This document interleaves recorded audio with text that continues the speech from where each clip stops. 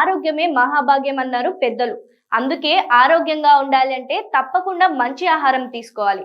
అయితే ఈ మధ్య కాలంలో చాలా మంది రక్తహీనత, ఎముకల బలహీనతతో బాధపడుతున్నారు. అలాంటి వారు మంచి ఐరన్, ఫైబర్ ఉండే సజ్జల లడ్డు రోజుకి ఒకటి తిన్నారంటే ఎలాంటి సమస్యలు లేకుండా ఆరోగ్యంగా ఉంటారు. మరి దీనిని ఇంట్లోనే ఎలా తయారు చేసుకోవాలో ఇప్పుడు చూద్దాం.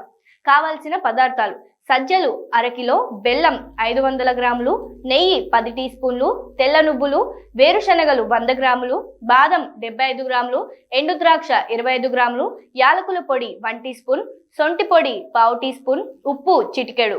తయారీ విధానం: ముందుగా స్టవ్ వెలిగించి దానిపై పాన్ పెట్టుకొని సజ్జలను వేయించుకోవాలి. అవి వేగిన తర్వాత 10 నిమిషాలు పక్కన పెట్టుకోవాలి. చల్లారిన తర్వాత మెత్తగా మిక్సీ పట్టుకోవాలి. ఇప్పుడు సజ్జల పిండి రెడీ అయిపోయింది. ఇప్పుడు మరో పాన్ తీసుకొని అందులో కొంచెం నెయ్యి వేసి తెల్ల నువ్వులు, వేరుశనగ పప్పులు, బాదం, ఎండు ద్రాక్ష వేసి దోరగా వేయించుకోవాలి.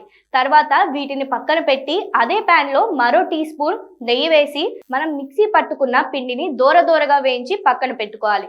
ఇప్పుడు వేయించిన నువ్వులు, పల్లీలు, బాదం అన్నిటినీ మిక్సీలో వేసి గ్రైండ్ చేసుకోవాలి.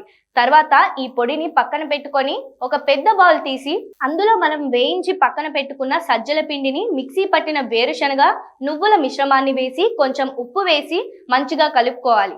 ఇప్పుడు బెల్లం పాకం ప్రిపేర్ చేసుకోవాలి. స్టవ్ ఆన్ చేసి అందులో అరకప్పు నీళ్లు పోసి అవి మరిగిన తర్వాత బెల్లం వేసి పాకం వచ్చే వరకు మరిగించుకోవాలి. పాకం వచ్చిన తర్వాత స్టవ్ ఆఫ్ చేసి కొంచెం చల్లారిన తర్వాత అందులో సజ్జల పిండిని వేసి మంచిగా ఉండలు లేకుండా కలుపుకోవాలి.